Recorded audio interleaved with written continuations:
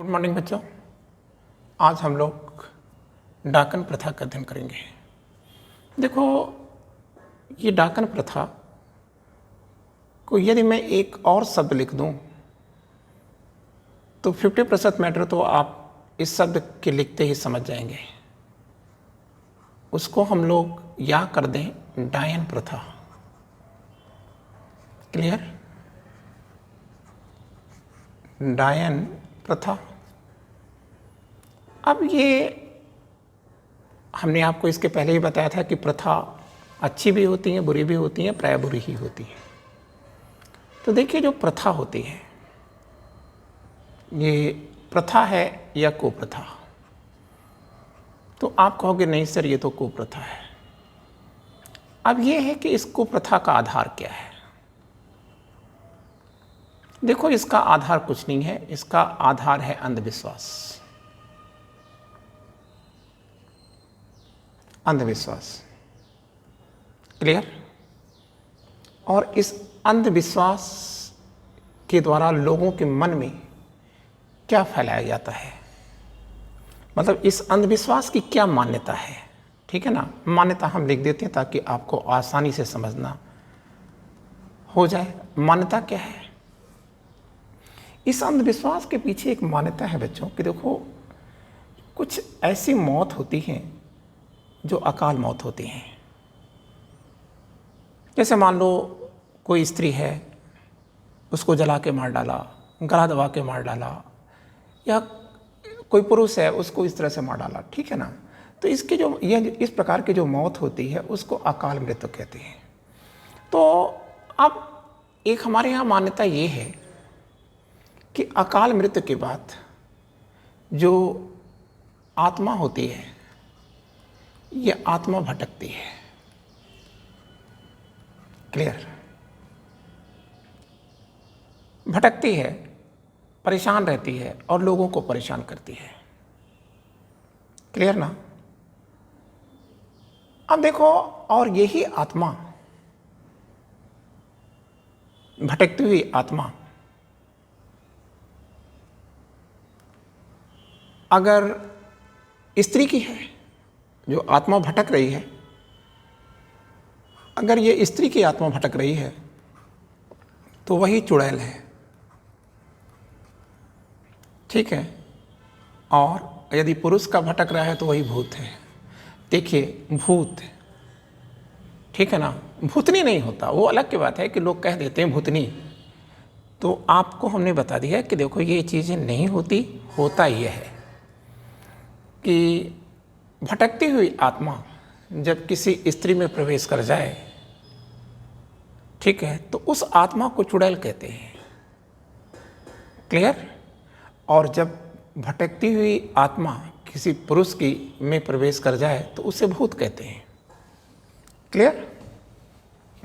अब अच्छा ये है कि हम आपको एक चित्र के द्वारा इसे समझा दें, दिखा दें, तो वो आपके लिए आसानी हो जाएगी। तो आइए हम देखते हैं। देखिए, ये हमने लिखा है डाकन प्रथा।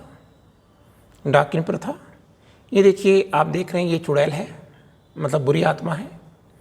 ये एक लड़की है। अब इस लड़की के ऊपर ये आ गई है, मतलब इसके शरीर में ये आकर रहने लगी है। अब जब ये शरीर में, इस लड़की के शरीर में आ जाएगी तो ये लड़की जो है अब क्या करेगी, इस लड़की को कहा क्या जाएगा, ये देखो लिखा है डायन। ठीक है? अब डायन के बारे में क्या मान्यता है? ठीक है, आप तो यहाँ तक समझ गए ना। अब बच्चों, ये प्रॉब्लम आती है कि डायन के संदर्भ में मान्यता क्या है। ठीक है, तो आप कह देंगे कि ये डायन करती क्या थी। इसको हम दिखाने के लिए थोड़ा आपको ले चलते हैं पहले पेज पर, जहाँ हम आपको कुछ समझाते हैं। तो सबसे पहले हम इसे हटा देते हैं। आप देखिए,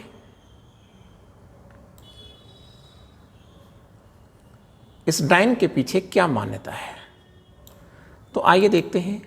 देखिए, जो डायन के पीछे मान्यता ये है कि ये स्त्री जादू टोना कर सकती है। मतलब ये जो लड़की थी, आपको भी हमने दिखाया, ये देखिए, फिर से मैं दिखा दूं, ये डायन है, ये डायन है। तो ये डायन करेगी क्या? तो आप कहोगे कि सर ये डायन जादू टोना करती है, ठीक है, और जादू टोना तंत्र मंत्र इत्यादि के माध्यम से यह बच्चों की हत्या कर देती है, बच्चों को मार डालती है। तो लोग करते क्या थे कि इस डायन से अपने बच्चों को बचाने के लिए उन्हें छिपा कर रखते थे, और जब कभी ये डायन लोगों की नज़रों में आ जाती थी, मतलब ये स्त्री है तो भाई तो आएगी आएगी, तो इसके साथ पशुवत व्यवहार किया जाता था, और पशुवत व्यवहार करके कभी इसका गला काट करके, कभी इसको पीट पीट करके भीड़ जो है इसको मार डालती थी। लेकिन अब प्रश्न आता है कि यह प्रथा किस में प्रचलित है, कहाँ प्रचलित है, ठीक है। तो आइए हम लोग थोड़ा सा देख लेते हैं, लिख करके देख लेते हैं कि देखिए डायन प्रथा का प्रचलन, ठीक है, प्रचलन कहाँ है। तो आप कहोगे कि सर यह मुख्यतः तो राजस्थान में प्रचलित था, ठीक है ना, राजस्थान में प्रचलित था, लेकिन धीरे धीरे यह संपूर्ण उत्तर भारत में यह विचार आ गया, ठीक है। अब देखो,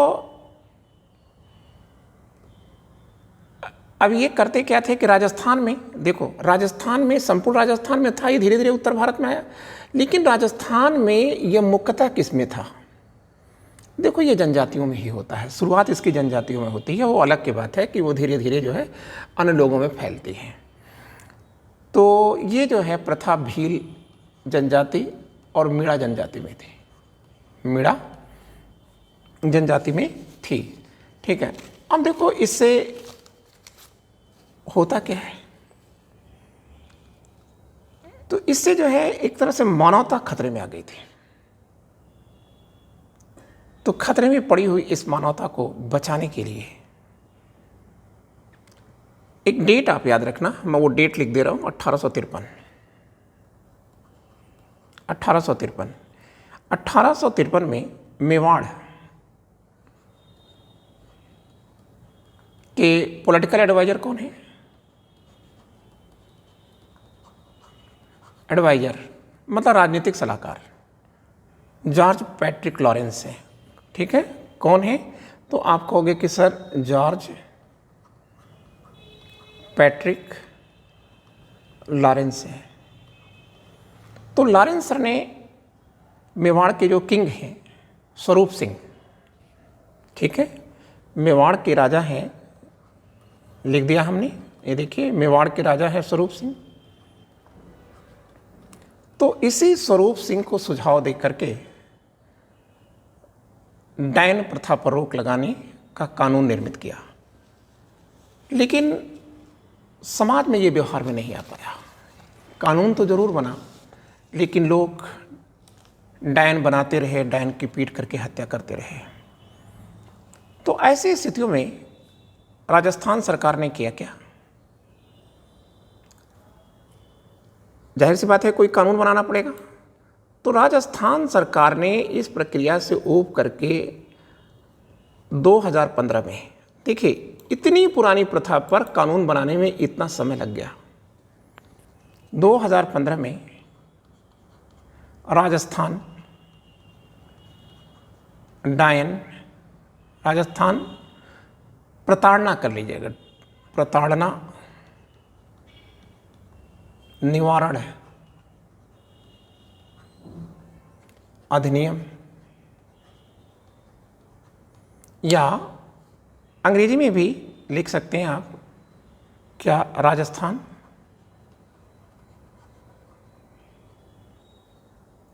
प्रिवेंशन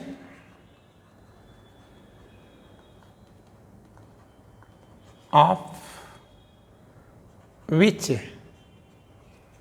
विच मतलब डायन, विच हंटिंग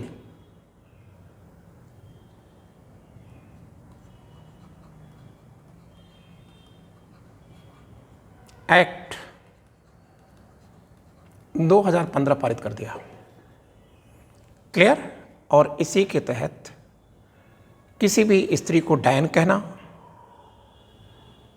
उसको शारीरिक रूप से या उसकी संपत्ति को क्षति पहुंचाना, यह अपराध घोषित कर दिया गया, जिसमें 5 से 6 साल की सज़ा हो सकती है, 10,000 रुपये का जुर्माना भी हो सकता है। लेकिन बच्चों एक बड़ी बात है कि डायन का डॉक्टर कौन था, मतलब जो डायन हो जाती थी, जो भूत हो जाते थे, उसका डॉक्टर कौन है? देखिए हिंदुस्तान में ये जादू, तंत्र, मंत्र, टोना इत्यादि, ठीक है, का निवारण कौन करता है? तो आप कहोगे कि सर ओझा, ठीक है, मतलब आप कह सकते हैं कि डायनों के डॉक्टर कौन है? ओझा। हमारे यहाँ एक कास्ट है, इसके अतिरिक्त गुनिया भी एक कास्ट होती है। तो ये लोग करते क्या थे? यही सब काम करते थे। मतलब जिस स्त्री की थोड़ी तबीयत खराब हो गई तो लोग कह दे भैया इसके ऊपर डायन आ गई, डायन आ गई, ठीक है। तो अब वो करते क्या थे? उस स्त्री को ले जाते थे ये ओझा और गुनिया के पास, और ये ओझा और गुनिया जो होता है वह उसका निदान करते थे, और इस निदान में कभी कभी जो स्त्री होती थी, ठीक है, उसको ये मार भी डालते थे। इस प्रकार सरकार के सामने एक और बात थी कि ये जो डायन डॉक्टर हैं, विच डॉक्टर, ठीक है, तो ये जो विच डॉक्टर हैं या डायन डॉक्टर हैं, इनका क्या समाधान है? इनका उपचार कैसे किया जाए? इन डॉक्टरों का क्या उपचार किया जाए? तो राजस्थान सरकार ने इनके लिए भी कानून दिया और इसमें कहा कि इन्हें भी 3 वर्ष की सज़ा दी जा सकती है, 10,000 रुपये का जुर्माना भी दिया जा सकता है, या दोनों दिया जा सकता है। तो इस प्रकार से हमने आपको डायन प्रथा के बारे में बताया, लेकिन आप याद रखिएगा डायन और चुड़ैल में क्या अंतर है, आपको हमने ये भी बता दिया। बच्चों आज इतना ही, अगली बार हम मैताना प्रथा आपको बताएंगे। Thank you, wishing you all the luck. नमस्ते।